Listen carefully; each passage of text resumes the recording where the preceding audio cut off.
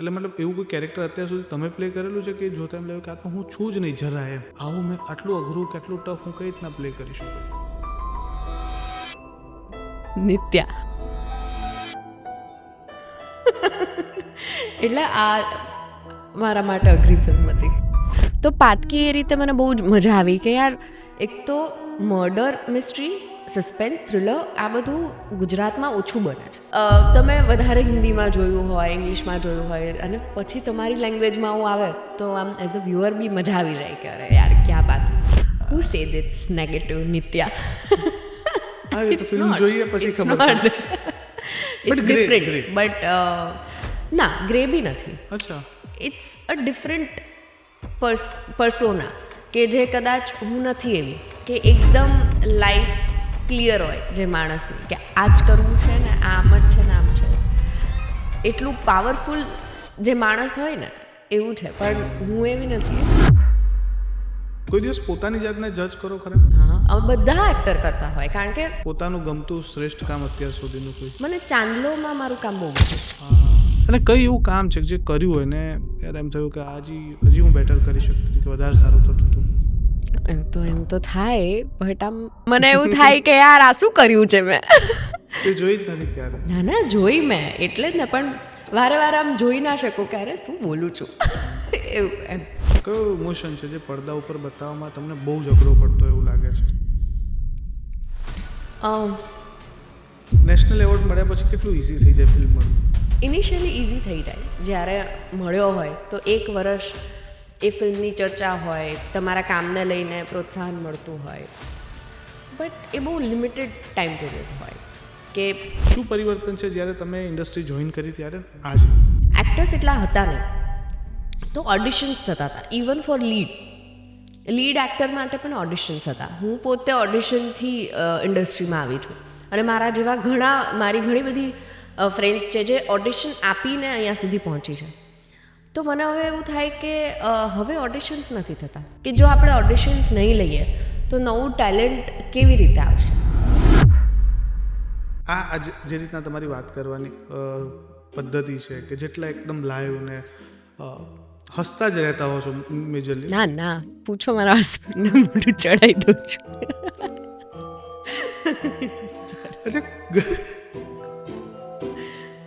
મને ખોટું તમારા ઘર સુધી નહીં લઈ જાઉં, બધું બહુ ખોલાવીશ. હવે ચલો વાત નીકળી જ છે તો કોઈ વાર એવું બન્યું આમ ફિલ્મોમાં તો તમે મહારાણી છો પણ ઘરમાં એ રાણીએ કોઈ દિવસ એવો રૂઆબ બતાવ્યો છે કે આમ નજર કરી હોય પોતાની અને કામ કરાવી લેતા હો આકાશભાઈ જોડે? એની જોડે કરાવી લો એમ. અચ્છા, ફેમસ થવાનો કોઈ ફાયદો ખરો? નુકસાન બહુ બધા. બાર્ગેનિંગ નથી? ના એ તો થઈ જાય, ચલો એ તો પેલું જે એ સામેથી એવું કે તમે તો આ છો ને ત્યારે થોડુંક એવું થાય કરે યાર આટલું બાર્ગેન કર્યા પછી હવે ઓળખી ગયા. કે લગ્ન થઈ જાય ને છોકરાને પછી એની પત્ની આવે ને પછી એ છોકરાને એના મિત્રોથી દૂર કરી દે. આ એક જનરલી સાંભળવા મળતી ફરિયાદ છે. પેલા કેવું જનાવર જેવું જીવન હોય, પછી એમની લાઈફમાં આવે વાઈફ, પછી એમના જીવનમાં બધું ટાઈમ ટેબલ બને. એટલે છોકરાઓ વધારે પંચાયતી લાગે છોકરાઓ મેલ ફ્રેન્ડ્સ મારા જેટલી પંચાયત કરે છે ને એટલી કોઈ ફિમેલ ફ્રેન્ડ્સ નથી કરતી.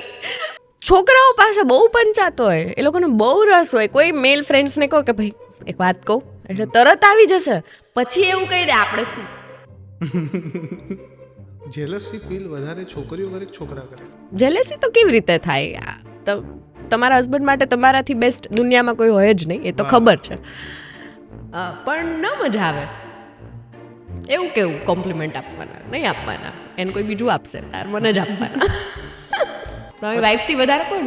આકાશ નથી બોલતો, હું એક્ઝામ્પલ આપું છું, ત્યારે તો ડર છે. ફ્રેન્ડ નહીં એમને એમ કોઈક હોય છોકરી સાથે ઝઘડામાં બહાર ખેંચીને મારી હોય? ના એવું તો થયું નથી. ઝઘડા કરવાની નીતિ મારી આવી જાય કે ભાઈ હું શાંતિથી વાત ના કરી શકું કે કોઈ હેરાન કરતું હોય તો કે ના કરો આમ તેમ કમ્પ્લેન કરો, એવું નહીં. સીધું મારું મગજ જતું રહે ને હું બહુ મોટા પાયે ઝઘડો કરી લઉં.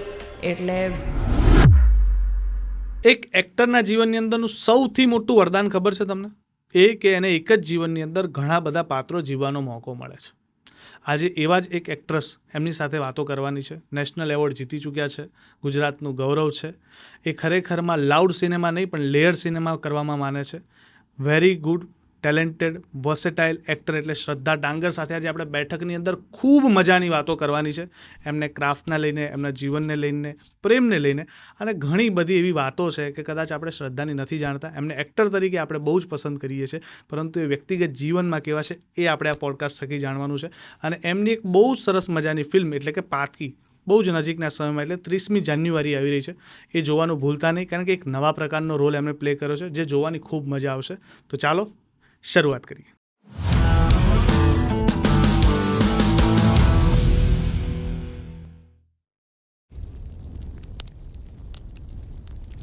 તો સ્વાગત છે બેઠકના પોડકાસ્ટમાં શ્રદ્ધા ડાંગરનું. Thank you.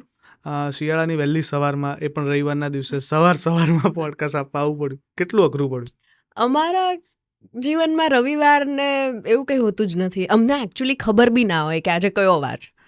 કારણ કે એવું વીકેન્ડ્સ કે વીકડેઝ એવું કંઈ હોતું જ નથી. સેટ પર હોય તો રોજ સેટરડે સન્ડે ક્યાં જતો રહે ખબર ના પડે, અને ઘરે હોઈએ તો મંડેના બી ઘરે હોઈએ, એટલે ચાલે. મને તમે કીધું ત્યારે ખબર પડી કે આજે રવિવાર છે. ઓકે.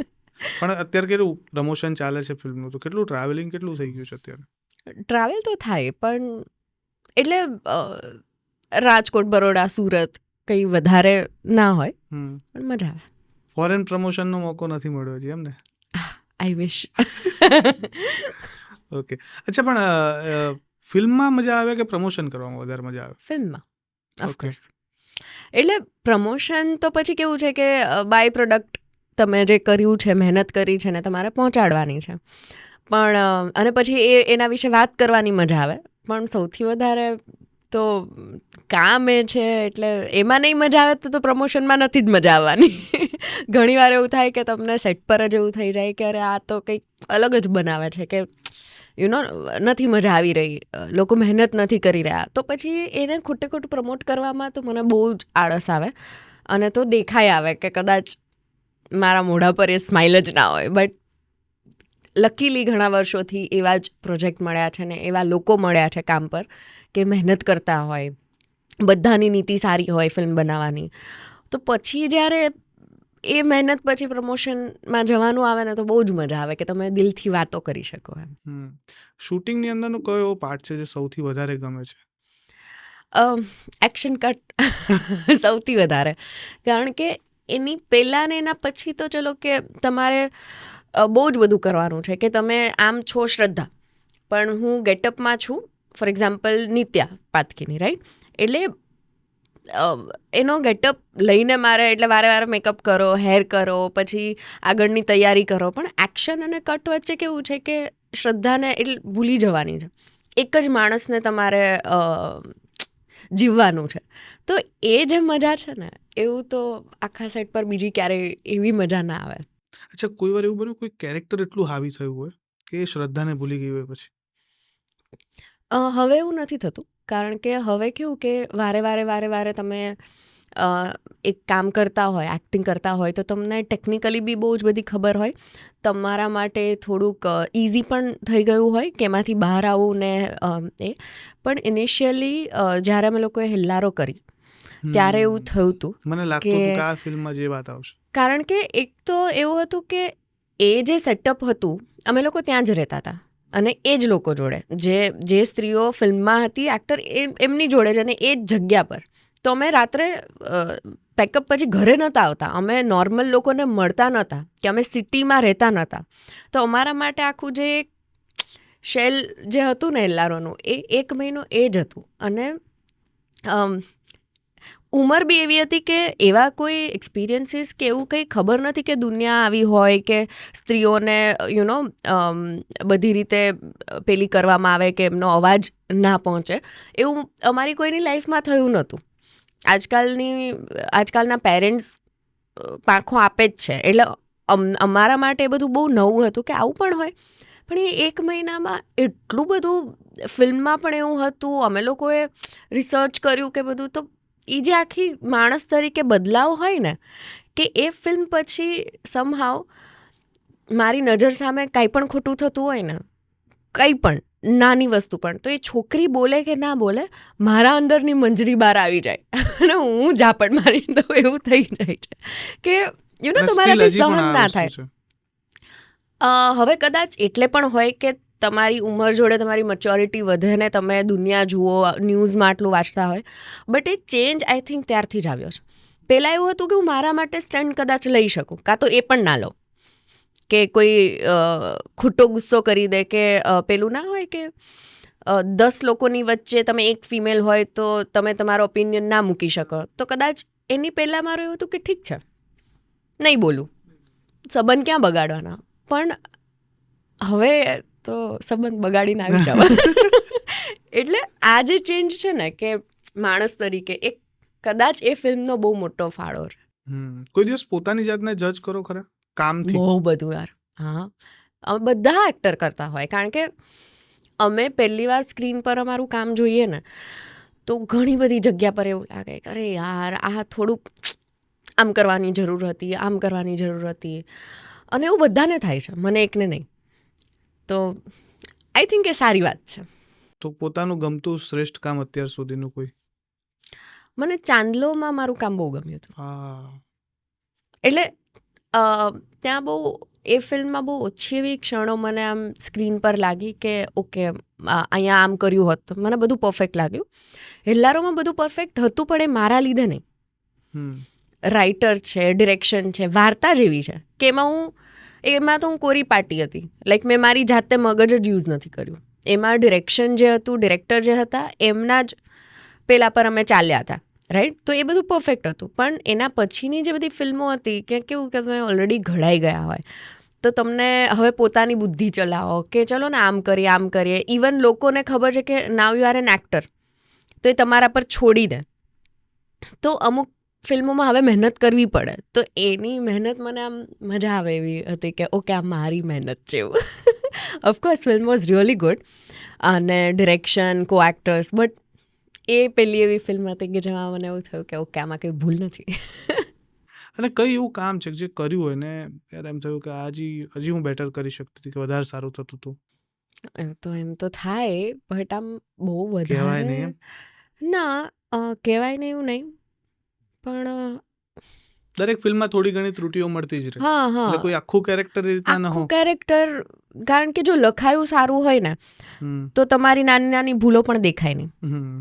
એન્ડ લકીલી એવું થયું છે કે અત્યાર સુધી જે કેરેક્ટર્સ હતા એ લખાણ જ બહુ અદ્ભુત હતું, અને એટલે જ તમે હા પાડી હોય ને કે આ લખાણ સરસ છે.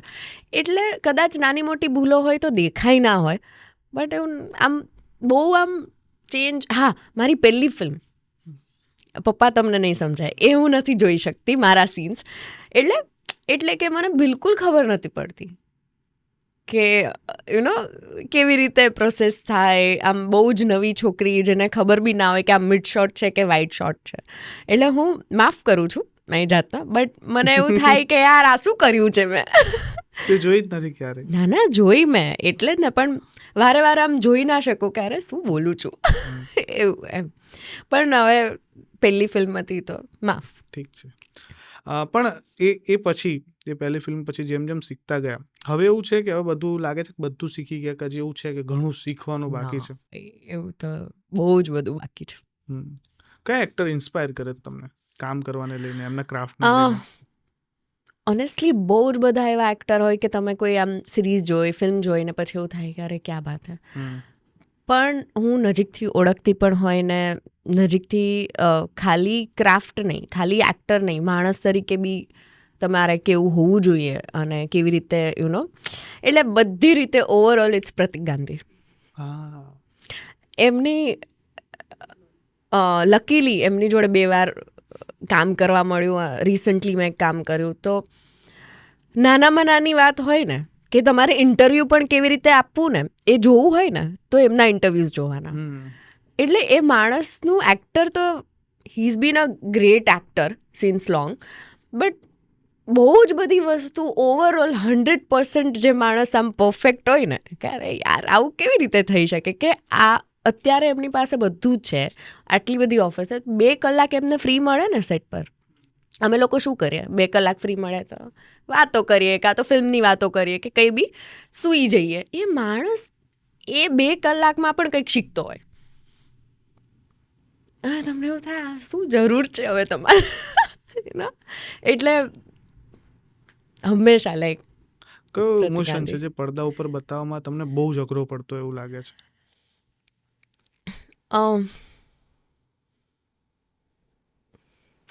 છે ને કોમેડી અઘરી છે કેમેરા પર, ભલે તમે ગમે એટલા રિયલ રિયલ લાઈફમાં લાઈફમાં ફન ને બધું હોય, but on screen it's tough. કારણ કે જે લખાણમાં તમારે જાતે સમજવાનું હોય કે આમાં ટાઈમિંગ ઉપરથી તમારી સામે 3-4 કેરેક્ટર છે, એક્ટિવિટી છે, તમારે એક લિમિટમાં રહીને એને ભજવવાનું છે. ઘણીવાર આપણને એવું હોય કે તમે થોડુંક લાઉડ કરો તો કોમેડી લાગે, કે પણ એનો કોઈ છે ને એક ડેફિનેશન જ નથી. એમાં બહુ મહેનત લાગે, મને એવું ફીલ થાય કે કોમેડી ઇઝ ટફ. અગ્નિપથ કરીને એક ફિલ્મ હતી, એની અંદર એક સંજય દત્તના એક ઇન્ટરવ્યૂમાં મેં સાંભળ્યું હતું કે એને એવું કીધું કે જ્યારે મેં ગેટઅપ લીધો ને કાંચા ચીનાનો, તો હું મારી જાતને જોઈને ડરી ગયો. એવો કોઈ મતલબ એવું કોઈ કેરેક્ટર અત્યાર સુધી તમે પ્લે કરેલું છે કે જોતા એમ લાગ્યું કે આ તો હું છું જ નહીં જરા એમ? આવું મેં આટલું અઘરું કે આટલું ટફ હું કઈ રીતના પ્લે કરી શકું? નિત્યા. એટલે આ મારા માટે અઘરી ફિલ્મ મને એવું જ લાગ્યું કે આ જ કદાચ એ આવશે, કારણ કે ટ્રેલરમાં જોતા ને બધી રીતના સમજાય છે. પાતકી વિશે થોડી વાત કરો કે આ ફિલ્મમાં ના લીધે શું ચેન્જ આવ્યો ને ફિલ્મમાં શું એવું છે કે જે જોવા જેવું છે? મેં છે ને જ્યારે પાતકીનું નરેશન લીધું ને, તો હું કોઈ પણ વાર્તા જ્યારે પહેલી વાર સાંભળું ને ડિરેક્ટર નરેશન આપે ત્યારે, તો હું ભૂલી જાઉં કે હું એક્ટર છું. ત્યારે હું એઝ અ વ્યુઅર સાંભળું કે હું આ જોતી હોય આ ફિલ્મ તો મને કેવી લાગે. કારણ કે મારી ફર્સ્ટ પ્રાયોરિટી એવી હોય કે ફિલ્મ કેવી છે તો કરું, કેરેક્ટર પછીની વાત છે. તો પાતકી સાંભળતી વખતે હું આખી આમ 3 કલાક હતી કે હવે બસ એવું થઈ જાય ને એટલે ફિલ્મ પરફેક્ટ ઓન પેપર તો છે જ. પછી છે તમારું એક્ઝિક્યુશન, એ તો હવે તમે પહેલાં જજ ના કરી શકો. તો પાતકી એ રીતે મને બહુ જ મજા આવી કે યાર, એક તો મર્ડર મિસ્ટ્રી, સસ્પેન્સ, થ્રિલર, આ બધું ગુજરાતમાં ઓછું બને છે. લકીલી હવે બહુ જ બધા સબ્જેક્ટ પર કામ થઈ રહ્યું છે, પણ તમે વધારે હિન્દીમાં જોયું હોય, ઇંગ્લિશમાં જોયું હોય, અને પછી તમારી લેંગ્વેજમાં આવું આવે તો આમ એઝ અ વ્યુઅર બી મજા આવી જાય કે અરે યાર ક્યાં બાત હે. તો પાતકીમાં એક તો એ ખૂબી છે કે એક અલગ એલિમેન્ટ છે, અને બીજું એ છે કે બધું જ એન્ટરટેનિંગ નાખવા માટે ફોર્સફુલી એક બી સીન નથી, સોંગ નથી, કોમેડી સીન નથી ફોર્સફુલી કે ફિલ્મ બનાવી છે તો બધું નાખો એમાં કે લોકોને વધારે સારું લાગે. એના માટે વાર્તાની બહાર એક પણ ડાયલોગ નથી કે એક્સ્ટ્રા કંઈ જ નથી. એમ જે કટ ટુ કટ વાત છે કે જે તમને જકડી રાખે. એટલે મને એ બહુ મજા આવી કે જ્યારે આમ કોઈ ડાયલોગ ફોર્સફુલી નખાયેલો હોય ને તો આમ ખટકે કે યાર શું જરૂર હતી એવું. તો આ ફિલ્મમાં એવું કંઈ જ નથી. બીજું કે જે કેરેક્ટર પર આવે તો એવું કેરેક્ટર કે ભાઈ આ તો કેવી રીતે થાય. કારણ કે નોર્મલી તમે બધા કેરેક્ટર્સ તમારી આસપાસની દુનિયામાંથી ક્યાંક ને ક્યાંકથી તો ઉઠાવતા હોય ને કે ભાઈ તમે વોચમેનને બી જોયા છે, તમે કામવાળા બેનને બી જોયા છે, તમારા ફ્રેન્ડ્સને બી જોયા છે, મમ્મી પપ્પાને બી જોયા છે, અને બહુ બધા લોકો છે કે જે તમને એવું થાય કે હા આવા હોય લોકો, આવા હોય. પણ હવે આ કેરેક્ટર તમારી આસપાસ ક્યાંય હતું નહીં. તો મારા માટે એ ચેલેન્જિંગ હતું કે આ કેવી રીતે ફીલ કરું. મોસ્ટલી મારી પ્રોસેસ એ છે કે હું બધા કેરેક્ટર આમ તમારે ફીલ જ કરવા પડે ને, બીજું કોઈ ડેફિનેશન નથી એક્ટિંગની, you have to feel it. પણ આ કેવી રીતે ફીલ થાય તમને જો તમે આવું કંઈ જોયું જ ના હોય ને તમારું બિલીફ સિસ્ટમ અલગ હોય. પણ એટલે મજા આવી મને કે પછી લાયા ક્યાંથી આ કેરેક્ટર? હવે મને રસ પડ્યો કેરેક્ટર વિશે જાણવામાં. સી લાવ્યા કરતાં બી હવે કેવું છે કે એક્ટરને છે ને પેલું સાચું ખોટું આ તે બધું ઓન ફ્લોર ભૂલી જવું પડે કે તમારી બિલીફ સિસ્ટમ, શ્રદ્ધાને સાઈડમાં મૂકીને જ ચાલવાનું છે. પણ આઈ ફીલ કે હજી પરફેક્ટ હું ના કહી શકું કે આ જે મારી આસપાસના કેરેક્ટર નથી એમાંથી જો કોઈ આવે કંઈક અલગ જ દુનિયાનું, તો આઈ એમ નોટ શ્યોર કે હજી હું એમાં કેવી છું. જોવું પછી ખબર પડે કે લોકોના રિસ્પોન્સથી ખબર પડે કે થયું કે નહીં. કારણ કે મને તો હજી એટલું ના લાગ્યું કે આમ ભૂકા કાઢી નાખ્યા. પણ પછી તમે ડિરેક્ટરના પોઈન્ટ ઓફ વ્યૂથી ચાલતા હોય જે રીતે લખાણ છે એવી રીતે એ બધું સાચું હોય, પણ એઝ એન એક્ટર જે તમે 100% નાખો ને કે તમને બધું કોમન સેન્સ હોય એ કેરેક્ટરની, એ કોમન સેન્સ હજી મારામાં કદાચ એટલી તો નથી. તમે એક વસ્તુ એક ઇન્ટરવ્યુમાં મેં સાંભળ્યું, તમારું ઇમેજિનેશન પાવર બહુ જ વધારે સારો છે. કોઈ હા. સ્ટોરી કહેતું હોય તો તમારા મગજમાં આખી સ્ટોરી આવવા લાગે. તો આ ફિલ્મ જ્યારે સાંભળી ત્યારે એવું થયું હશે. હા, ફિલ્મ નરેશનમાં બધે તો એ જ વખતે જ કેરેક્ટર 50% તો ડેવલપ થઈ જ જાય કે અચ્છા ના, પણ એ ભજવવું ને પેલું, આજે હું તમને એવું કહું કે આ રૂમમાં એક ભૂત છે ને પાછળથી આવે છે, યુ કેન ઇમેજિન રાઈટ કે ઓકે અહીંયાથી હાથ આવ્યો આમ આમ, બટ તમારે પ્લે કરવાનું હોય તો સોરી, હા ભૂતનું હા તો તો ટફ છે. હું એમ જ કહું કે તમે ઇમેજિન કરી શકો હમ કંઈ પણ, negative be positive be, but if you have to play it તો તમારે વિચારવું પડે ને કે હું શું કરું, આમ આમ આમ આમ કરું, પાછળથી આખું વાળ આમ આમ કરું, તમને કંઈક તો એવું થાય ને કે અરે યાર હવે અઘરું. વાહ, તો ઇમેજિન તો થાય. બહુ ઇવન આ છે ને આ પોઈન્ટ બહુ સરસ રીતે તમે કીધું કે ઇમેજિન કરવું ઇઝ ઇઝી, It's પણ એ easy. ઇમેજિન કરી રહ્યા છે જે કેરેક્ટરમાં જવું અઘરું છે.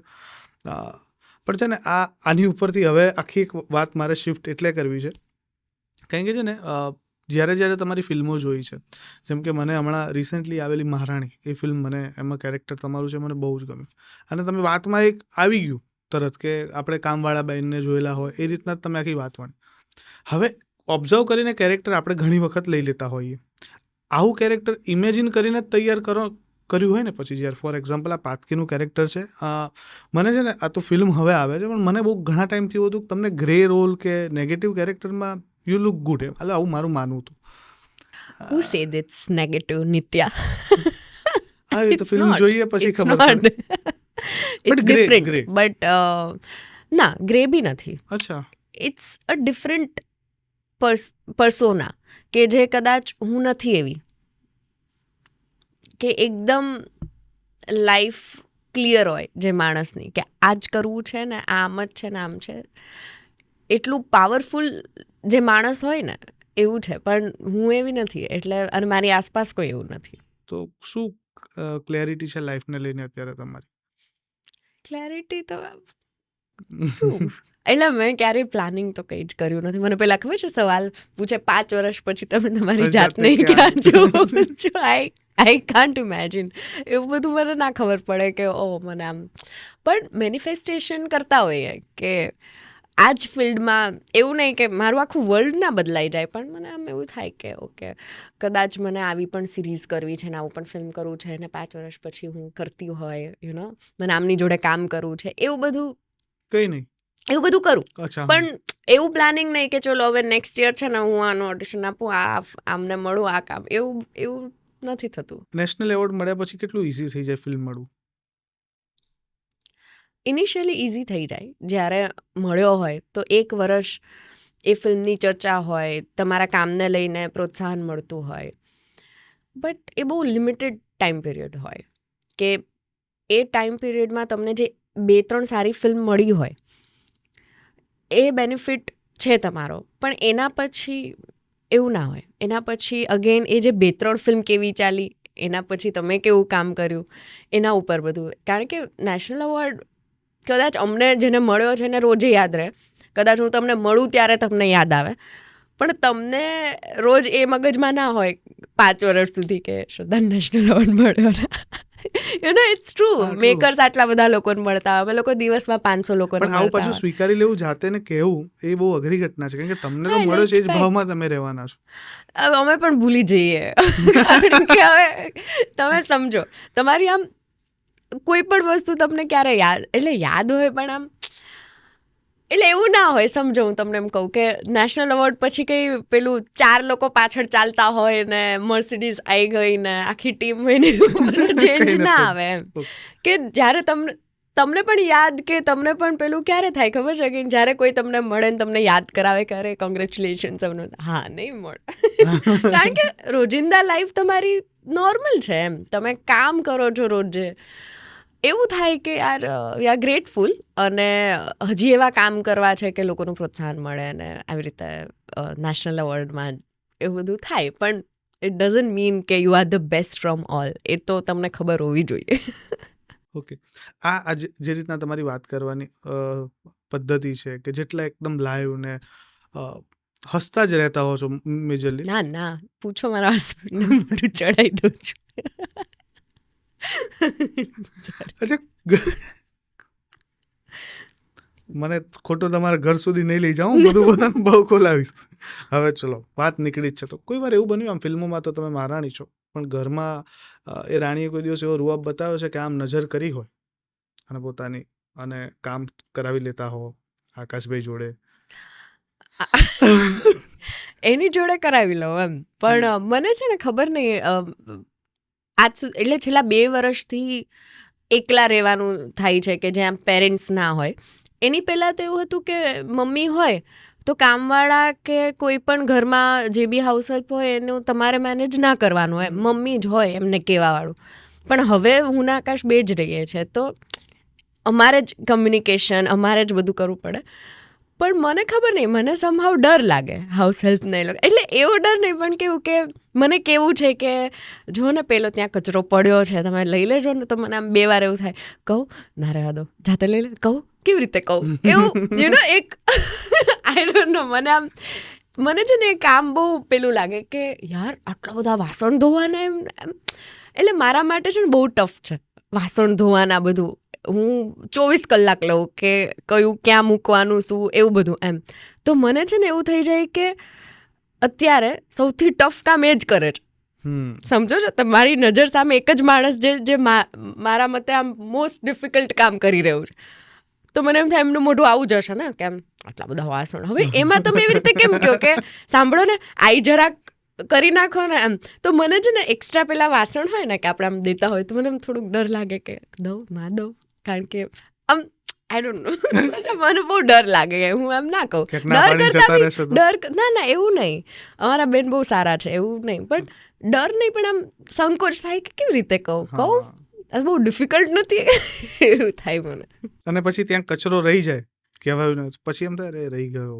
હા, તો આમ એકવાર એમ કહું જરાક ઓલું જોઈ લેજો ને, અને હું પાછળ એમ બોલું કે એમાં શું છે, કાલે હું છું નહીં ને તો ત્યાં પડ્યો રહેશે, એવું કે ઇટ્સ માય ફોલ્ટ કે હું કાલે નથી એમ. મારાથી આમ બહુ ખબર નહીં, ઇટ્સ ડિફરન્ટ. બાકી ગામ આખા જોડે લડી લઉં, બહાર જાઉં તો બાર્ગેન કરાવવાનું હોય કે કંઈ બી હોય, પણ હાઉસ હેલ્પ સામે મારાથી આમ બોલાય નહીં.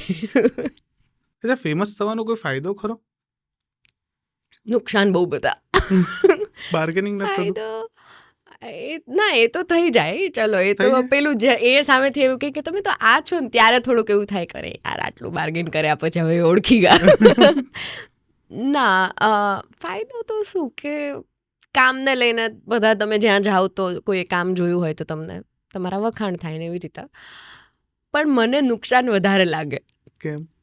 કારણ કે લાઈફ આપણી નોર્મલ છે, પેલી બોલિવૂડ લાઈફ નથી કે કહું છું ને તમારી આખી ટીમ જોડે ચાલતી હોય ને એવી રીતે. તમે જતા હોય કેબમાં બી બહાર ગયા મુંબઈ કે સુરત ગયા કેબમાં જતા હોય, કેબ ના હોય તો રિક્ષામાં જતા હોય, પછી ત્યાં લોકો જો તમને ઓળખી જાય અને પછી એ આખું આમ કોન્વર્ઝેશન હોય ને કે કારણ કે ટીમ ના હોય કોઈ એવું ના કે ચલો ચલો મેડમ મોડું થાય જેવું. એટલે પેલા લોકોને એમ હોય કે તમે તો ફ્રી છો એટલે આપણે ખાતા હોય અહીંયા પહોંચ્યા હોય ને એમને કે પછી બધી જ વાત કરે. હા, અને પછી અનકમ્ફર્ટેબલ વાતો બી કરે.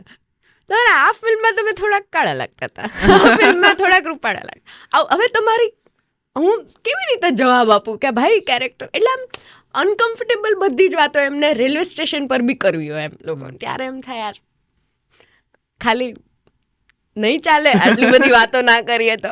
કારણ કે તમે આમ રશમાં હોય ને, સેટ પર જવાનું હોય કાં તો કોઈ પ્રીમિયરમાં જવાનું હોય ને, ફ્લાઇટ લેટ હોય ને, આમ 2-3 થેલા લઈને તમે જતા હોય અને એમાં પછી જો કોઈ ઊભા રાખે તમને અને આમ એટલે એમ થાય પહોંચવાનું છે. એટલે અમારી જે ગુજરાતી એક્ટર્સની લાઈફ છે ને થોડીક ટફ છે. કોઈ વાર હવે એવું બને કે રસ્તામાં એટલે આમ તમને પાણીપુરી ભાવે ખરી? ના. હે? મને તીખી કોઈ વસ્તુઓ ના ભાવે. અચ્છા, ફૂડ સ્ટ્રીટ ફૂડમાં કઈ એવી આઈટમ છે જે અત્યારે પણ કોઈ વાર જઈને ખાઈ લો, એવું ના વિચારો કે હું નેશનલ એવોર્ડ વિનર છું મારે? એવું તો એવી રીતે ના, પણ મારી પહેલેથી આદત, મમ્મીએ બહુ આમ મગજમાં નાખ્યું છે કે બહુ હા એટલે પાણીપુરી ને બધું પાણી ગંદુ હોય ને આવું બધું પહેલેથી તો મને આમ મજા નથી આવતી ખાવાની. તમને ભાવતું ભોજન શું? મને છે ને બધું બહારનું ઇન્ડિયન ના હોય ને એવું બધું ભાવે. Not Chinese and all, but થોડુંક હેલ્ધી હોય, લાઈક હમસ છે, આવોકાડો ટોસ્ટ છે, કોઈ પણ જાતના હેલ્ધી ટોસ્ટ, ડિઝર્ટ્સ, યુરોપિયન બધું. હા, અને આ જે વ્યક્તિ Italian વાત એવું કરે છે બધું. ને એ બાજરીની ભાખરીનો ડબ્બો હા એ લઈને બી આવે છે. ઘરનું તો બધું ભાવે, ઘરનું તો અચ્છા, બધું જ બહાર ભાવે. જાઓ તો બહારનું મને પાઉંભાજી ને એવું બધું ના ભાવે. તો પછી મને એકદમ કેફે સ્ટાઇલ, થોડુંક માઇલ્ડ, થોડુંક આમ બહુ સ્પાઇસીસ ના હોય એવું ભાવે. ઘરનું તો બધું જ ભાવે. ઘરે તમે બનાવો એ બધું ખાઈ લો, કારણ કે ઘરનું અગેન મસાલાવાળું ને એવું ના હોય એટલે. અચ્છા, આમ તો જોવા જઈએ ને કે આટલી બધી ફિલ્મો ચાલતી હોય, પ્રમોશન ઇવેન્ટ ચાલતી હોય, એ સિવાય પણ ઘણી બધી એક્ટિવિટી હોય.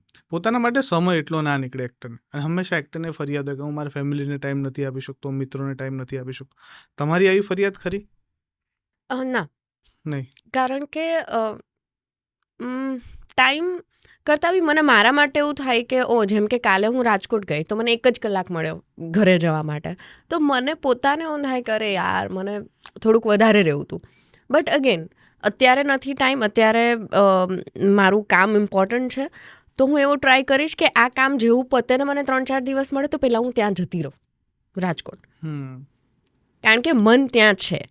તો મન મારીને હું કંઈ જ ના કરું. જેમ કે મારું કોઈ ફેમિલી ફંક્શન હોય કે જ્યાં મારા કઝિન્સ બી આવવાના છે, જે લોકોને હું બહુ ટાઈમ પછી મળું છું, એ ફિક્સ છે. અને પછી એમાં એક કોઈ એડવર્ટાઇઝમેન્ટ આવી કે કોઈ સોંગનું શૂટ આવ્યું 1-2 દિવસનું, અને તમને પેમેન્ટ બી સારું મળતું હોય બધું, પણ તો હું મગજમાં ફિક્સ રાખી દઉં કે ના, મારું પહેલું કમિટમેન્ટ ત્યાં હતું ને કે મારા કઝિન્સ આવે છે આ તે, તો હું ત્યાં જઈ આવું.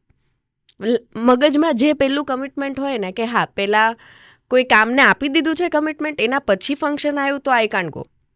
બટ પેલું મન મારીને હું પેલું નથી કરતી કે ના મારે ફરવા જવાનું છે, એ ટાઈમ પર હવે આ આવ્યું તો ચલો હવે ફરવાનું કેન્સલ. એટલે મિત્રોને આજે પણ સમય આપી શકે ખરો? હા, મિત્રો ઘરે આવી જાય. હવે મિત્રો બહુ નફટ બધા અને મિત્રો અમારા ટાઈમ લઈ લે. અને લકીલી આકાશ છે મારા હસબન્ડ, એમનું બી એવું છે કે એમને ઇન્ડસ્ટ્રી સિવાયના નોર્મલ ફ્રેન્ડ્સનું ગ્રુપ બહુ જ મોટું છે. ને અમારા ઘરે હોય, લોકો આવતા હોય, અમે લોકો બધાના લગ્ન અટેન્ડ કર્યા છે. એવું નથી કે ફિલ્ડના લીધે લગ્નો બી અટેન્ડ નથી થયા. અમે એવા ક્રેઝી છીએ, એમ મેનેજ કરી લઈએ ને. તમારો ઓપિનિયન શું છે કે છોકરીઓની જે મિત્રતા છે એ વધારે ઘનિષ્ઠ હોય કે છોકરાઓની મિત્રતા વધારે? છોકરીઓ. હા, એટલે ભાઈબંધોમાં કેવું હોય, છોકરાઓમાં મેં એવું જોયું છે કે બધા બેસ્ટ ફ્રેન્ડ હોય એમ, કે 50 છે તો 50-50નું એક જ ગણિત હોય. પણ છોકરીઓમાં એવું ના હોય. છોકરીઓમાં ક્લેરિટી હોય કે આ કોલિગ છે, આ મારી સ્કૂલ ફ્રેન્ડ છે, આ કોલેજ ફ્રેન્ડ છે, આ મારી બેસ્ટ ફ્રેન્ડ છે. તો એ બધા છોકરીઓમાં ફ્રેન્ડશિપમાં રેસિઝમ ના, રેસિઝમ ના હોય. એ ક્લેરિટી બહુ સારી કહેવાય. આજે તમે 50ને એવું કહી દો ને કે બેસ્ટ ફ્રેન્ડ, એટલે 50 લોકોની તમારા જોડે આશા બંધાયેલી હોય અને તમે આપી ના શકો એટલું, રાઈટ? તમને ક્લેરિટી એટલે હોવી જોઈએ કે તમારી પર્સનલ લાઈફ તમારે ક્યાં ડિસ્કશન કરવી છે એ તમને ખબર હોય. કોઈ મારા કો એક્ટર જોડે મને સેટ પર મજા આવતી હોય તો કે ભાઈ કે સેટ પર કામ કરવાની બહુ મજા આવે છે, ઇટ ડઝ નોટ મીન કે હું એમને ફોન કરીને મારી પર્સનલ લાઈફ શેર કરું. હું એ રીતે કહું છું. તમારા જેવા તમારા કનેક્શનવાળા લોકો બહુ ઓછા હોય કે જેને તમે બધું ડિસ્કસ કરો. પણ છોકરાઓમાં પણ આવું હોય નથી હોતું. અને એ લોકો કોઈ બી ઇમોશનલ વાતો ના, એટલે મને નથી લાગતું કે આમ બહુ, આઈ ડોન્ટ થિંક સો. મને તો ફિમેલ ફ્રેન્ડશિપ વધારે, મેલ ફ્રેન્ડ્સ બી મારે બહુ જ બધા છે, પણ એ લોકો જોડે મને હસી મજાક ને બધું ગમે. બટ ઇમોશનલી અમે લોકો બહુ અલગ હોય ને, ફિમેલ અને મેલ. મારી કોઈ ફિમેલ ફ્રેન્ડને, ઇવન ઇન્ડસ્ટ્રી ફ્રેન્ડ્સમાં મારે બધી ફિમેલ ફ્રેન્ડ્સ બહુ જ ક્લોઝ છે, બહુ જ ક્લોઝ છે. એમને ખાલી મારી આંખ પરથી ખબર પડી જાય કે આજે શું થયું છે, કે આજે આને શું, એટલે મારે ન બોલવાનું, બોલતી હોય તો બી ખાલી આમ કરે ને તો હું ચૂપ થઈ જાઉં. મેલ ફ્રેન્ડ્સમાં ઊંધું જ, એમને ખબર જ ના પડે. 10 વાર કહી દો ને કે અરે ના બોલીશ આવું નહીં, આમ લાઈક ઇમોશનલી તમે સમજાવી જ ના શકો. પેલો આમ કરતો ને તેમ કે તારો હાથ અરે હું એવું કરું ને, હું કોઈ મારા મેલ ફ્રેન્ડ્સ એવું કહું ને કે ચૂપ થઈ જા, ક્યાં બોલે છે, બોલે તારું જ ખરાબ લાગે, હવે બધા વચ્ચે કે અરે એવું ના કર યાર, મને બોલવા દે. તો આજે ઇમોશનલી બંને એ લોકોનો વાક નથી, બટ બોથ આર આમ એટલે હા. એટલે મને પર્સનલી ફિમેલ ફ્રેન્ડશિપથી બહુ જ આમ મજા આવે કે મારે કંઈ બોલવાની જરૂર નથી, અને હું બોલી કંઈક કે મેં કંઈક શેર કર્યું તો બીજા દિવસે મને જજ નહીં કરે. એ તો અમે નથી કરતા, છોકરાઓ નથી કરતા. ના એ લોકો ના રહેવા, મને તો ફિમેલ ફ્રેન્ડશિપ વધારે. હવે એ બધાની જો આ ડિબેટ થવી બરાબર છે, તમને એવું લાગે, મને આવું લાગે, કારણ કે હું વધારે ફિમેલ ફ્રેન્ડશિપમાં રહી છું એટલે જ મારો ઓપિનિયન જાણો છો. મેલ ફિમેલ બંને છે, but honestly female friendship R the best. એક નોર્મલી સાંભળવા મળતી એક બહુ મોટી ફરિયાદ કે લગ્ન થઈ જાય ને છોકરાના, પછી એની પત્ની આવે ને પછી એ છોકરાને એના મિત્રોથી દૂર કરી દે. આ એક જનરલી સાંભળવા મળતી ફરિયાદ છે. પેલા કેવું જનાવર જેવું જીવન હોય, તમે બહાર નીકળ્યા, તમારો ટાઈમનું કોઈ લિમિટ જ નથી, તમારું 50 ફ્રેન્ડ્સને મળવાનું તો એ મળી લો, બીજા 5નો ફોન આવ્યો મળી લો. પ્રાયોરિટી વાળી કંઈ વસ્તુ જ ના હોય જીવનમાં. પ્રાયોરિટી હોય ને તમે ઉઠો પહેલાં બ્રશ કરો, જમો, એવી બધી પ્રાયોરિટી હોય ને. જેમાં લાઈફમાં પેલા દિવસમાં કોઈ પ્રાયોરિટી ના હોય ને એને જનાવર જેવું જીવન કહેવાય. પછી એમની લાઈફમાં આવે વાઈફ, પછી એમના જીવનમાં બધું ટાઈમ ટેબલ બને, પ્રાયોરિટીઝ બને. 5 દિવસથી હસબન્ડ વાઈફ મળ્યા ના હોય, બંને અલગ અલગ કામ પર હોય, 6થા દિવસે મળે તો પ્રાયોરિટી શું હોવી જોઈએ કે બંને જોડે બેસીને ડિનર કરો, લંચ કરો, આ હોવી જોઈએ. એમાં ફ્રેન્ડ્સના ફોન આવે કે ક્યાં છો, ચાલ બહાર કેટલી, તો તમારે ના પાડવી જ પડે કે ભાઈ તું મને મારી જોડે લંચ કરી લે, પછી જા તું.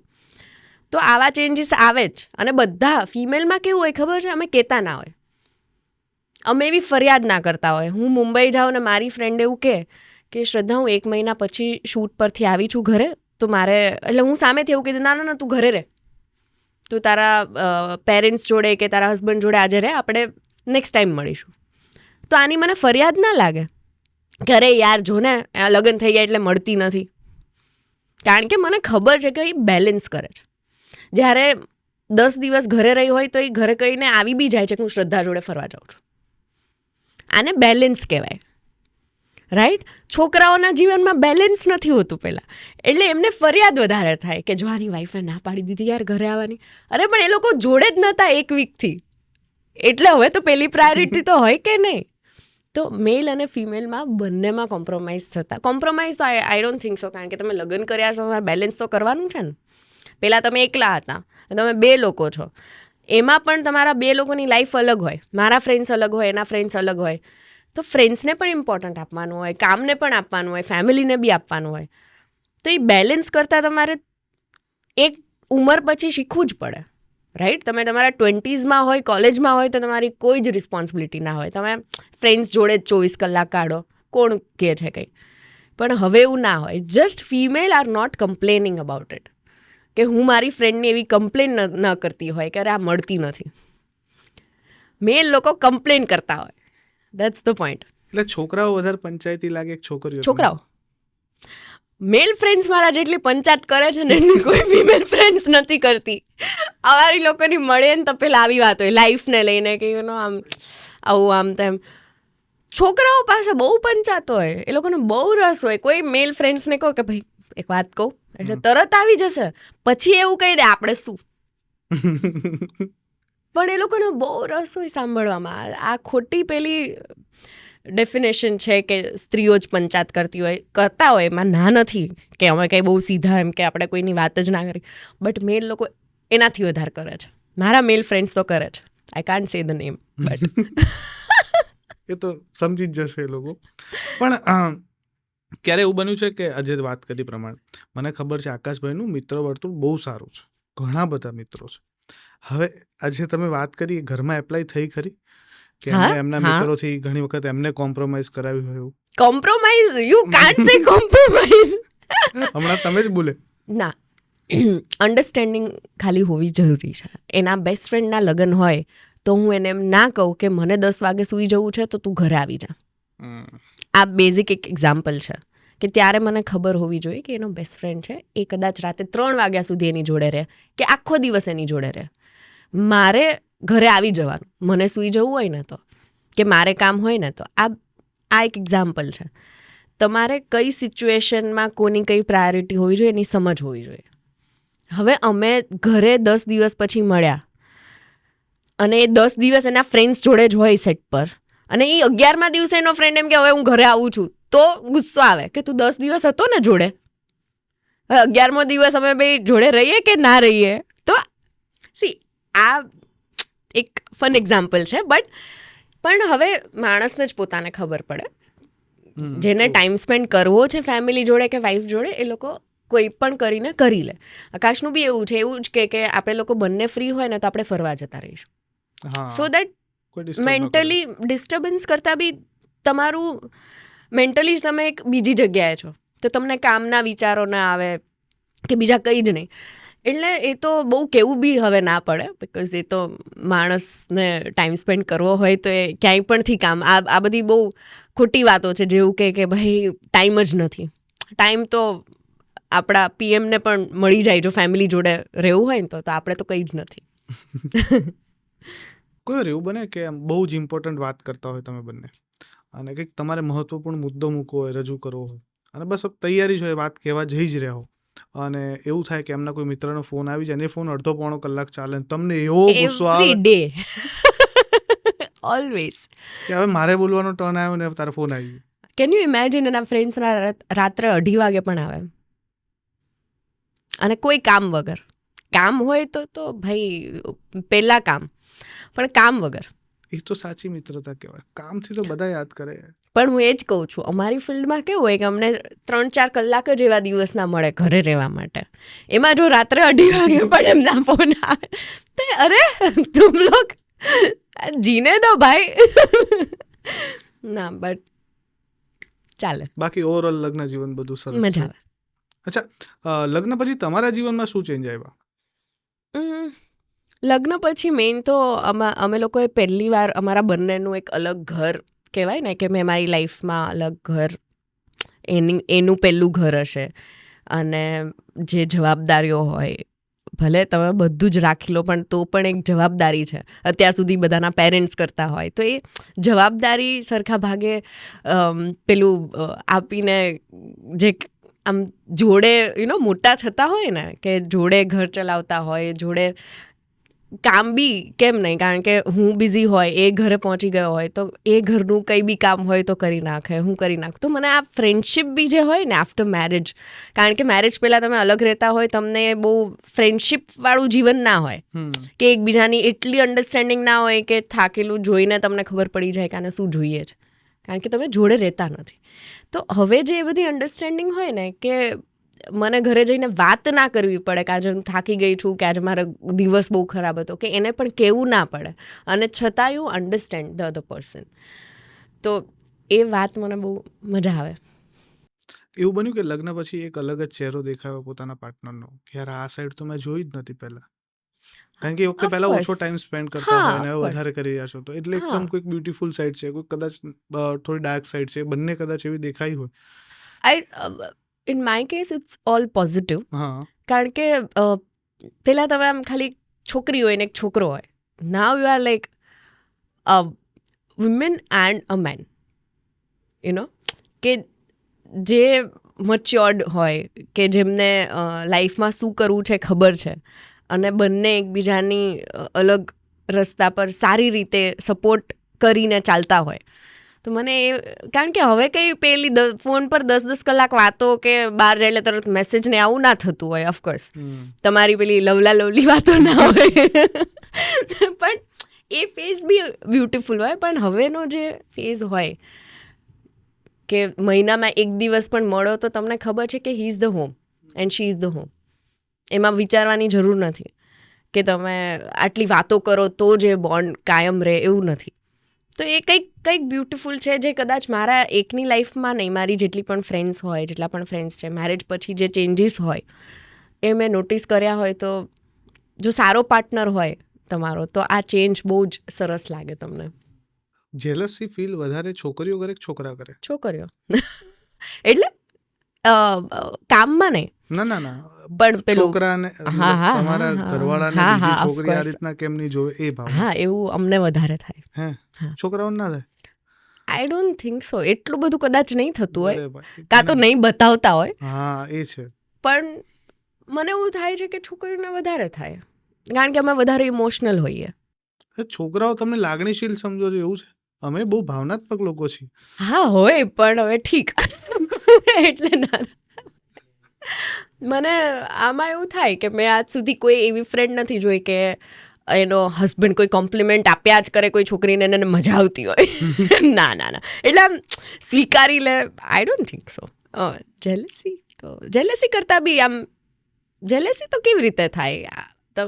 તમારા હસબન્ડ માટે તમારાથી બેસ્ટ દુનિયામાં કોઈ હોય જ નહીં, એ તો વાહ. ખબર છે. પણ ન મજા આવે એવું કેવું કોમ્પ્લિમેન્ટ આપવાના નહીં આપવાના, એને કોઈ બીજું આપશે તાર મને જ આપવાના. એવું. પછી એના ખુલાસા આપે જ્યારે તમે ફરિયાદ કરો તો એ સાંભળવાની મજા આવે? ક્યારે તો કહેવું પડે કામના લીધે એવું કોમ્પ્લિમેન્ટ કરવું પડે? ના કામવાળી વાત નહીં, કામમાં તો એક્ટિંગને લઈને ને આપણા કો એક્ટરને લઈને it's like you always have to give compliments જ્યારે તમે સારું કામ છો. એ રીતે નહીં, કોઈ સારું માણસ હોય તો તમે કહી શકો કે ભાઈ આ કેટલું સરસ માણસ છે આમ તેમ. પણ આમ દિશા પટાણીને કે પેલી કોઈ જેકલીનને જોઈને આમ વારે વારે બ્યુટીફુલ નહીં એવું બધું નહીં. સારા એક્ટર એવું વખાણ કરવાનું બહુ બ્યુટીફુલ ને આવું ભલે હોય પણ એવું વાઈફ સામે બહુ નહીં બોલવાનું. તમે વાઈફથી વધારે કોણ? આકાશ નથી બોલતો, હું એક્ઝામ્પલ આપું છું, એને તો ડર છે. પત્ની તરીકે પતિનો ફોન ચેક કરવો કેટલો યોગ્ય? બિલકુલ યોગ્ય નથી. યોગ્ય નથી? નથી જ ને. એટલે એક તો પેલું બી યોગ્ય નથી કે તમે ફોનમાં એકબીજાના પાસવર્ડ નાખ, એટલે એ તો ચલો મારે ડિબેટેબલ છે, બટ પેલું હોય ને કે એક ફોટો પાડો છે, અગર વાઈફનો ફોન ચાર્જમાં છે કે પણ નથી તો હસબન્ડ આપે જ નહીં ફોન કે ના અડવાનો જ નહીં મારો ફોન. તો એવું થાય કે એવું શું છે કે અડવાનો નહીં ફોન? એ તો ફ્રેન્ડ્સમાં બી અડી શકે ને કે લાવો ભાઈ તમારા ફોનમાં પિક્ચર્સ ક્લિક કરવા. તો પછી એવું થાય કે મેં કુછ તો હે કે આવું કેમ કરતું હોય કોઈ. બટ આમ કંઈ એવું છે નહીં, કંઈ માણસ બરાબર છે તો તમારે ફોન ચેક કરવાની તો કેવી રીતે જરૂર પડે? તમે તમારા ભાઈ બહેનના કે પેરેન્ટ્સના ચેક કરો છો ફોન? હા. નથી કરતા ને.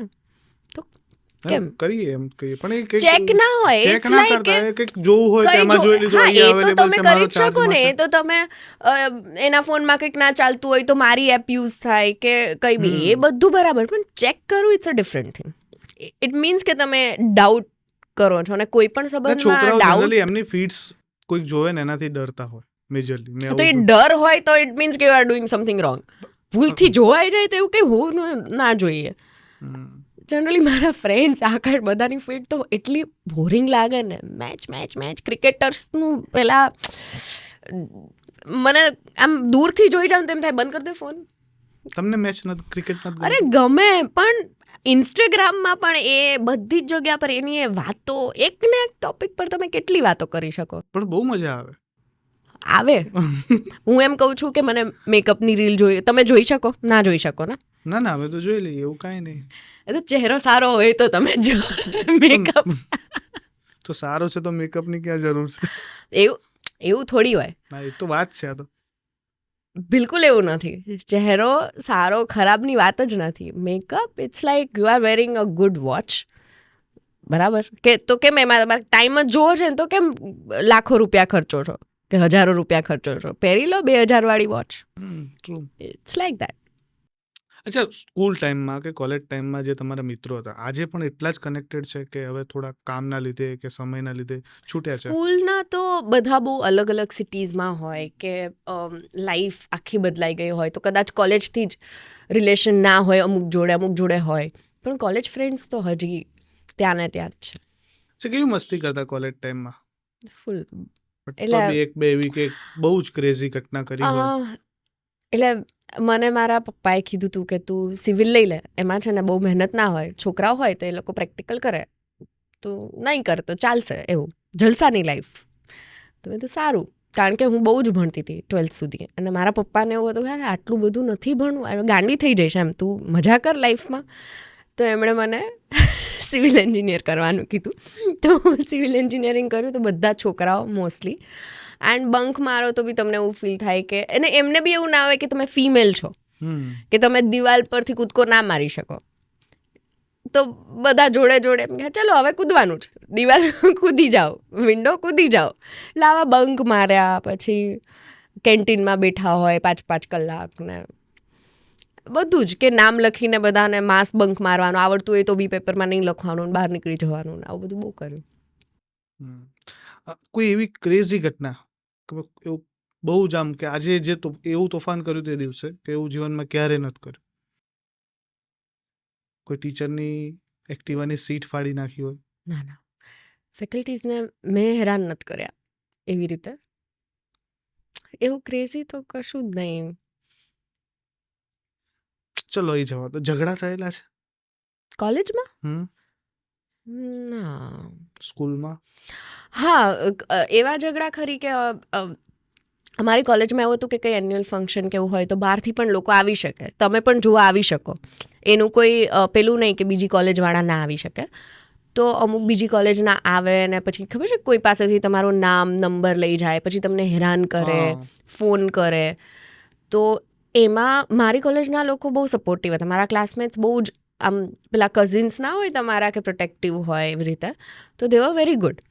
પણ પેલું ઝઘડા કરવાની નીતિ મારી આવી જાય કે ભાઈ હું શાંતિથી વાત ના કરી શકું, કે કોઈ હેરાન કરતું હોય તો કે ના કરો, આમ તેમ કમ્પ્લેન કરો, એવું નહીં. સીધું મારું મગજ જતું રહે ને હું બહુ મોટા પાયે ઝઘડો કરી લઉં. એટલે બહાર બી તમે પહેલાં એવું હતું 10 વર્ષ પહેલાં રાજકોટમાં કે તમે એક્ટિવા લઈને જાઓ છો 2 છોકરીઓ, તો પાછળ કોઈક બાઇક લઈને તમારી પાછળ આવે કેવી રીતે. તો નોર્મલી અમુક છોકરીઓ શું કરે કે રસ્તો બદલી નાખે, કે બહુ કોઈને કમ્પ્લેન કરી દે. મને મારીને મારી ફ્રેન્ડની પાછળ બી કોઈ આવતો હોય તો હું ત્યાં ઊભી રહીને બહુ મોટા પાયે ઝઘડો કરી લઉં. અને બહુ જ પણ આ કરવું જોઈએ. હા, એટલે પણ ત્યારે એવી ખબર નથી. ત્યારે છે ને ડર બી હોય ને, પેરેન્ટ્સને બી ડર હોય કે ઝઘડા નહીં કરવાની એવી રીતે. વોટ ઇફ કોઈ રિવેન્જ રાખીને કંઈક કરે. તો મારા પપ્પા બહુ ડરતા કે તું ઝઘડો ના કરીશ, મહેરબાની કરીને તું પ્લીઝ ઝઘડો ના કરીશ. એમ મારાથી ઝઘડો થઈ જાય. કોઈ દિવસ આમ કોઈ ફિમેલ ફ્રેન્ડ જોડે ઝઘડો કરેલો છે? ના ફ્રેન્ડ નહીં, એમને એમ કોઈક હોય છોકરી સાથે ઝઘડા, આમ વાળ ખેંચીને મારી હોય ને? ના યાર, એવું તો થયું નથી. અને મારું એક છે કે હું નાનપણથી કે કોઈ માણસને મળું ને મને એકદમ વાઇબ કનેક્ટ ના થાય, મને એવું થાય કે આ એકદમ ડિફરન્ટ માણસ છે, કદાચ મને નહીં જ ફાવે, તો એ ડે 1થી મારું રિલેશન એટલું જ હોય. એટલે મારે આજ સુધી એવું નથી થયું કે બહુ સારા ફ્રેન્ડ્સ હોય ને કંઈ મારી જોડે ખરાબ કર્યું ને પછી મારે ઝઘડો થયો. ના, મને ખબર પડી જાય કે she can be my friend, તો એ અત્યાર સુધી બરાબર જ હોય બધું. એવું થયું નથી ઝઘડાવાળું કંઈ. મને એમ તો એકાદી સ્ટોરી લાવશો તમે એવી કંઈક? ના ના, એવું કંઈ નથી થયું ક્યારેય. પણ હવે અગેન પાછી બહુ મિત્રોની વાતો આપણે વધારે કરીએ. હવે પાછી બેક ટુ ધ ફિલ્મ. ફિલ્મ્સની ઉપર વાત કરવી હોય ને તો મને હજી એવા 2-4 મુદ્દા છે કે જે મને એવું લાગે છે ને કે કદાચ અત્યારે ગુજરાતી સિનેમા જે રીતના ગ્રો કરી રહ્યું છે, અને તમે લોકો ઘણા વર્ષોથી આ બધા એક્ટર્સ જે હું જોઈ રહ્યો છું અત્યારે, જે મને ગમતા એક્ટર્સ છે, બધા ઘણા વર્ષોથી આ ઇન્ડસ્ટ્રી માટે બહુ જ મહેનત કરી રહ્યા છે. અને સ્ટાર્ટિંગ એક અલગ લેવલ ઉપર થયું હતું, અત્યારે આખી ઇન્ડસ્ટ્રી એક અલગ લેવલ ઉપર છે. બજેટ કહો, પ્રોડક્શન કહો, પછી લોકોની મહેનત કહો, એ બધું બદલાઈ ગયું છે. ટેકનોલોજીસ, ટેકનિક્સ એવી આવી ગઈ છે. શું પરિવર્તન છે જ્યારે તમે ઇન્ડસ્ટ્રી જોઈન કરી ત્યારે આજે? હું જ્યારે ઇન્ડસ્ટ્રીમાં આવીને ત્યારની એક સારી વાત મને બહુ જ એ લાગતી હતી કે એક્ટર્સ એટલા હતા નહીં, તો ઓડિશન્સ થતા હતા. ઇવન ફોર લીડ એક્ટર માટે પણ ઓડિશન્સ હતા. હું પોતે ઓડિશનથી ઇન્ડસ્ટ્રીમાં આવી છું, અને મારા જેવા મારી ઘણી બધી ફ્રેન્ડ્સ છે જે ઓડિશન આપીને અહીંયા સુધી પહોંચી છે. તો મને હવે એવું થાય કે હવે ઓડિશન્સ નથી થતા. ઇવન ફોર સેકન્ડ લીડ કે કેરેક્ટર્સ માટે બધા જે છે એમાંથી કોઈ લઈ લે છે. એ વાત મને થોડી ખટકે છે કે જો આપણે ઓડિશન્સ નહીં લઈએ તો નવું ટેલેન્ટ કેવી રીતે આવશે. હું એમ કહું તમે કેરેક્ટર માટે લો ઓડિશન્સ, પણ કોઈ નવા લોકોને આવવું છે ઇન્ડસ્ટ્રીમાં, કોઈનામાં છે વસ્તુ, તો આજે મને જ કોઈ પૂછે કે મને ઇન્ડસ્ટ્રીમાં કામ કરું છું કેવી રીતે કરું, તો મારી પાસે કોઈ જવાબ નથી. કારણ કે એવું કોઈ સિસ્ટમ જ નથી. કોઈ ઓડિશન થતા હોય તો હું એમ કહું કે ચાલ તું અહીંયા જઈને ઓડિશન આપી દે, વર્કશોપ કરો, તમે થિયેટર કરો, પણ કોઈ રસ્તો જ, બધા દરવાજા જો બંધ હોય કોઈ માણસ માટે, તો એ વાત મને થોડી ખટકે છે કે આપણે લોકોએ ઓડિશન્સ ચાલુ રાખવા જોઈએ. એ છે. અને સારી વાત એ છે કે બહુ જ બધા મેકર્સ, બહુ જ બધા રાઇટર્સ નવા આવ્યા છે, નવી વાર્તા, નવા સબ્જેક્ટ પર વાર્તાઓ બની રહી છે, એટલે બધા એક્ટરને છે ને કંઈક ચેલેન્જિંગ મળતું રહે છે. એવું નથી થતું કે એકનું એક મળે છે કે એકનું એક થાય છે. તો એ વસ્તુ બહુ બદલાઈ છે કે બહુ જ બધી વસ્તુઓ થઈ રહી છે, અને બહારથી પણ મેકર્સ આવી રહ્યા છે. જેમ પાતકીના મેકર છે, હી ઇઝ ફ્રોમ ઇન્દોર, એ ગુજરાતી છે જ નહીં, અભિનય દેશમુખ, અને એમણે એમની પહેલી ફિલ્મ ગુજરાતીમાં બનાવી, તો ઇટ્સ અ બિગ થિંગ. તો એવી રીતે આ બધા ચેન્જીસ જે ગુજરાતી અમુક ફિલ્મો ત્યાં સુધી પહોંચી કે બહારથી લોકો જોવા માંડ્યા. અમે લોકો બહાર જઈએ તો કદાચ અમારી ફિલ્મ નહીં તો કોઈ બીજાની પણ વાતો થતી હોય કે આપકી ગુજરાતી ફિલ્મ દેખીએ મેને, આવી રીતે. તો એ એક પ્રાઉડની વાત છે કે બહાર તમે સાઉથમાં જાઓ, મુંબઈ જાઓ કે નોન ગુજરાતી લોકોને મળો તો એ લોકો તમને આવીને એમ કહે કે મેને એ ગુજરાતી ફિલ્મ દેખી હે, બહુ બઢિયા થી. સો એ ચેન્જ બહુ સારો છે. અચ્છા ને, હવે આજે તમે વાત કરી કે આ જે ચેન્જ આવી રહ્યા છે બહુ જ સારા છે, પણ આજે તમે કીધું કે આ સિસ્ટમ આપણા ત્યાં ઓડિશનની છે નહીં.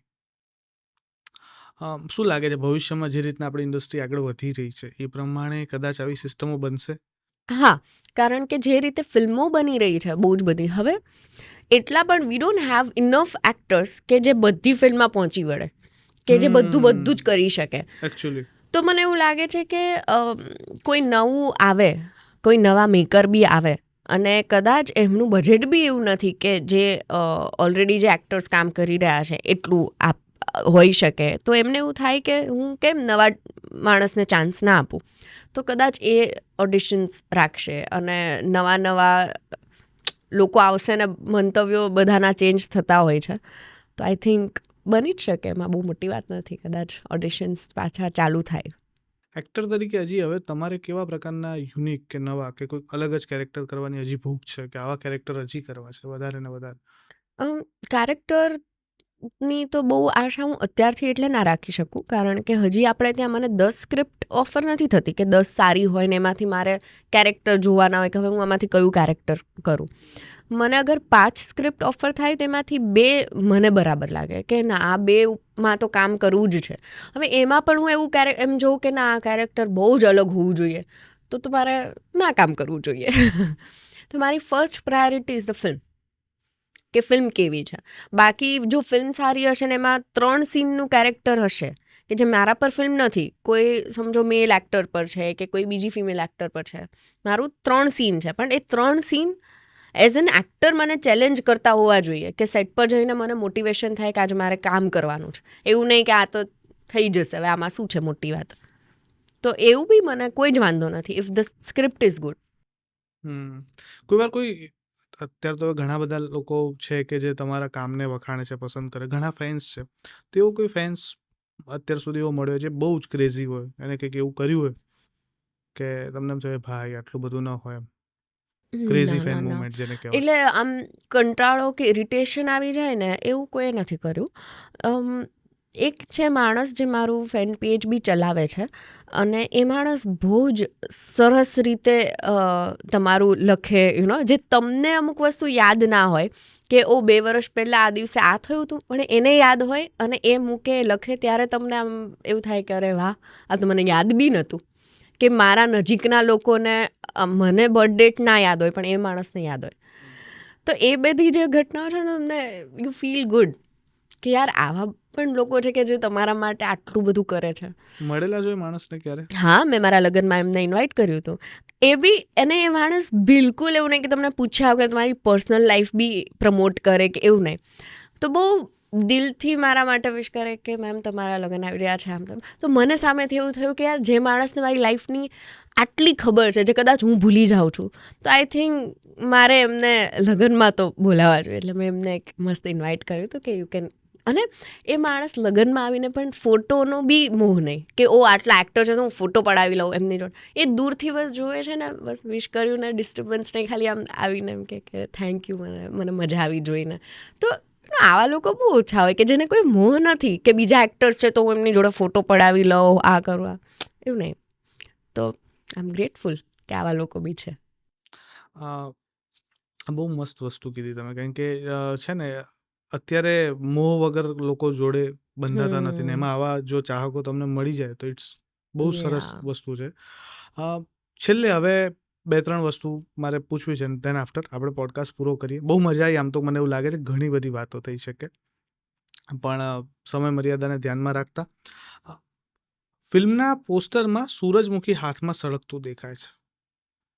આ કઈ વસ્તુનો સંકેત છે? શું કંઈક મેસેજ છે? મારે 30મી જાન્યુઆરીએ પાતકી રિલીઝ થઈ રહી છે તમારા નજીકના થિયેટરમાં. જુઓ એટલે તમને તરત ખબર પડી જશે કે વાય સનફ્લાવર્સ.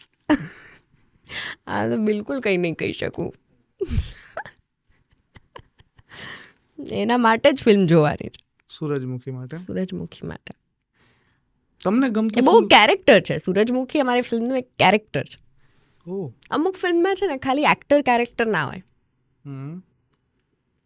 અમુક એવી વસ્તુઓ જ મેઇન કેરેક્ટર હોય જેનાથી એ ફિલ્મ વધારે અદ્ભુત બનતી હોય. જેમ કે તમને એક્ઝામ્પલ આપું તો હેલ્લારોમાં મ્યુઝિક કેરેક્ટર હતું, રાઈટ? ગામ કેરેક્ટર હતું. જો એ ગામ કાઢી નાખો, વાર્તા મરી જાય. જો એમાંથી મ્યુઝિક કાઢી નાખો, મ્યુઝિક તો ચલો બધી જ ફિલ્મનું વન ઓફ ધ કેરેક્ટર્સ હોય છે, બટ અમુક એલિમેન્ટ એવા હોય કે તમે એ કાઢી નાખો ને તો વાર્તા મરી જાય. જે તમે વિચાર્યું ના હોય કે આનું આટલું ઇમ્પોર્ટન્સ, આ નિર્જીવ વસ્તુનું આટલું, પણ ઇટ્સ અ કેરેક્ટર. તો આમાં પણ એવું છે, સૂરજમુખી ઇટ્સ અ કેરેક્ટર. 30મી જાન્યુઆરીએ જ ખબર પડશે કેમ સૂરજમુખી. 30મી જાન્યુઆરી. થેન્ક યુ સો મચ, બહુ જ મજા આવી વાતો કરીને, અને આ જ રીતના આગળ વાતો કરતા રહીએ. વર્ષે 4-5 ફિલ્મો લાવો અને દરેક ફિલ્મો લોકો સુધી વધારે ને વધારે પહોંચે. અમને તો કામ ગમે જ છે, અને સ્પેશિયલી જ્યારે આવી કોઈ સ્ટોરી તમારા, કેમ કે એક કેરેક્ટર હજી મગજમાં છે હેલ્લારોનું, અને પછી સડનલી એક આવું કેરેક્ટર આવે, એટલે એમ અને એ ડિફરન્શિએશન અમને દેખાય છે, અમને સમજાય છે. અને એઝ અ ફેન, કારણ કે હું એવું માનું છું, કદાચ હાર્ડલી કોઈક એક એવી ફિલ્મ છે જે મેં તમારી નહીં જોઈ હોય, બરોબર છે? એ કદાચ એ ખબર જ નહીં હોય તો, બાકી મેં બધી જ ફિલ્મો જોયેલી છે. જ્યારે તમે પહેલી ફિલ્મ કીધી જે મેં નથી જોઈ, પણ એ મેં જોયેલી છે. તો ખૂબ ખૂબ શુભકામનાઓ આ ફિલ્મ માટે, આખા જીવન માટે, અને thank you so much. Thank you so much.